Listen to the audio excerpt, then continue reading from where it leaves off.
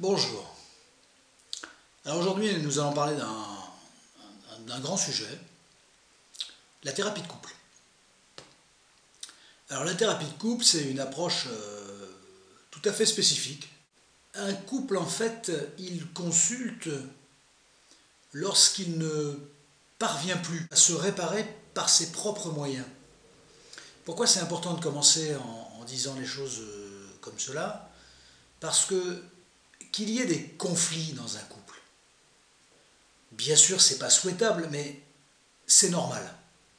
C'est normal parce qu'un couple, c'est deux personnes, donc deux visions subjectives des choses. Deux types de ressentis, deux types d'émotions, deux visions différentes des choses, des événements, de la vie. Donc forcément, quand ces deux visions, ces deux émotions vont se confronter, s'auto-confronter, ça risque de créer du litige, du désaccord et tout ce qui s'ensuit.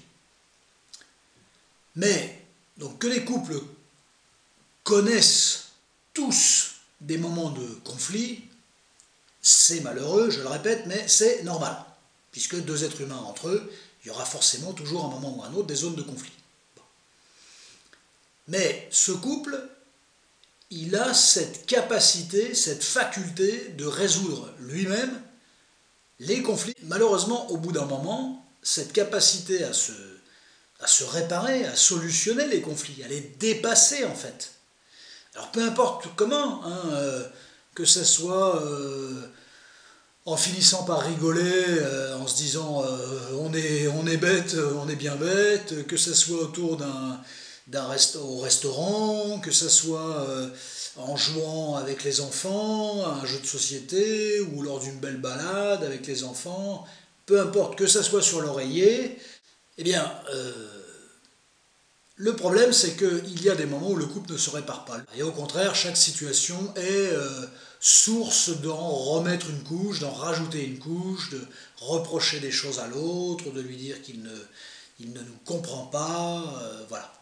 Donc là c'est un peu le point de non-retour, et c'est en règle générale à ce moment-là qu'on rencontre les couples. Voilà, le couple, quand il ne parvient plus à solutionner son problème, c'est la crise, c'est vraiment l'état de crise, et la crise, il ne faut pas qu'elle dure, donc il faut tenter de trouver une solution. La thérapie de couple, c'est l'anticrise. Voilà, c'est vouloir stopper le processus de la crise, et c'est plutôt une très bonne idée. Un couple qui consulte, il a déjà deux longueurs d'avance, et d'une, il est conscient qu'il y a vraiment quelque chose qui ne va pas, et de deux, il est conscient qu'il n'arrive pas à trouver une solution. Et de trois, il va chercher un tiers pour tenter de trouver une solution. Bon. Donc c'est plutôt bien, c'est là où on rencontre les couples, et la thérapie de couple commence. Alors l'idéal, bien évidemment, c'est que les deux protagonistes aient envie de consulter, ce qui n'est pas toujours le cas.